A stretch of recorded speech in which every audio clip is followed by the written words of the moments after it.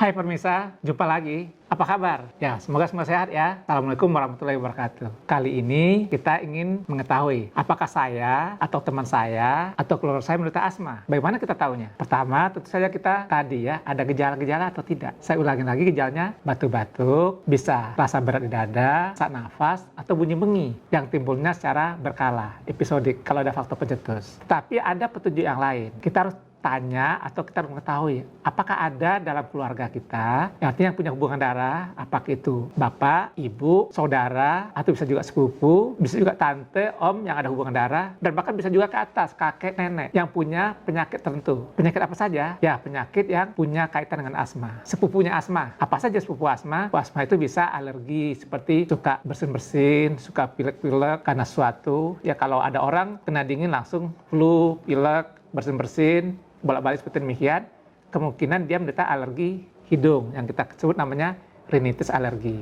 Bisa juga alerginya di kulit karena makan sesuatu timbul bentol-bentol, atau kadang sebut orang juga kaligata, atau kena dingin timbul bentol-bentol, atau gatal-gatal ya yang bolak-balik. Bisa juga bukan di kulit tetapi di mata, matanya merah, berair, bengkak kadang-kadang karena terkena sesuatu habis makan udang atau apa.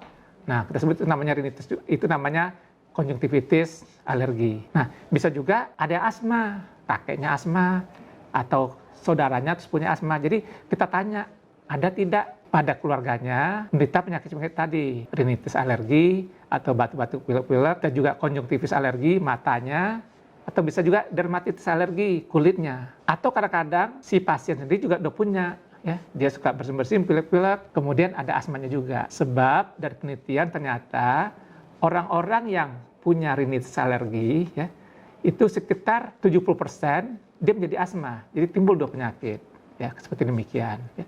Jadi ada kadang-kadang, jadi itu harus kita tanyakan, ya, karena asma ini salah satu penyakit keturunan.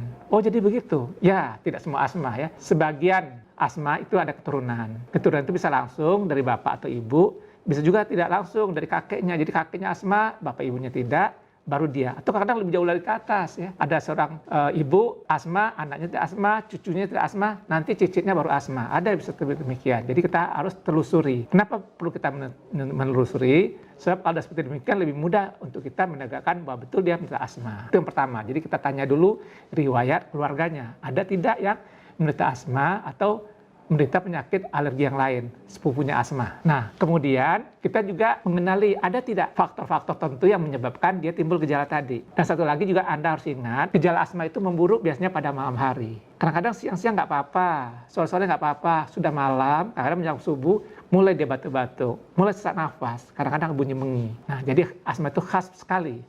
Dia memburuk pada waktu malam atau menjelang pagi hari. Memburuknya baik batuknya, sesaknya, berat dadanya, menginya, atau semuanya memburuk di malam hari. Nah, Anda tentu bertanya, kenapa ya asma kok memburuk pada malam hari? Dikatakan ada 4 penyebab asma itu memburuk pada malam hari.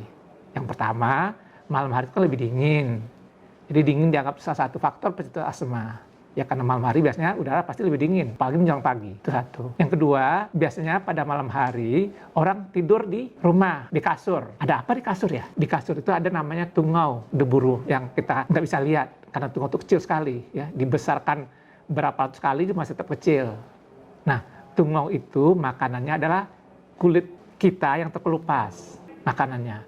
Nah, itu dikenal sebagai tungau debu rumah. Itu sebabnya, ya. Kalau ada anak yang asma atau siapa punya asma, kita minta spraynya, ya, alas tempat tidurnya dibersihkan. Kalau tidak nanti dia makin sering timbul gejala asmanya. Itu yang kedua. Dan yang ketiga, ada sistem saraf itu tuh ada 2, ya. Saraf kita aktif kalau pada siang hari dan tidak aktif pada malam hari. Namanya, istilah kedokterannya, saraf parasimpatis. Nah, pada malam hari karena saraf parasimpatis ini yang bekerja, dia menyebabkan penyempitan saluran nafas pada orang yang sensitif. Nah, pada orang normal tentu saja itu tidak terjadi. Dan yang keempat, ada satu lagi hormon yang kita sebut namanya hormon kortisol. Nah, pada orang yang punya bakat asma, kadar hormon kortisol ini pada malam hari lebih rendah. Nah, 4 faktor inilah menyebabkan kenapa asma memburuk pada malam hari. Karena pada malam hari saluran nafasnya menyempit. Nah, itu bisa kita periksa, kita bisa ukur. Ada alat namanya peak flow meter atau arus puncak ekspirasi, kita bisa lakukan, ya.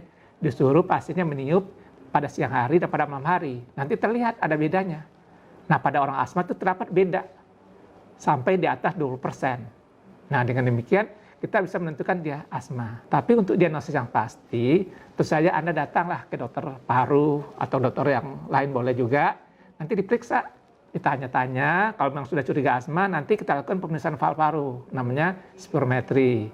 Atau yang lebih sederhana, namanya arus puncak inspirasi. Untuk periode yang mendatang, kita akan bicarakan apa itu pemeriksaan spirometri, apa pemeriksaan arus puncak inspirasi. Sampai di sini dulu. Kalau Anda ada pertanyaan, silakan ditulis. Nanti kita akan coba jawab. Dan jangan lupa subscribe ya.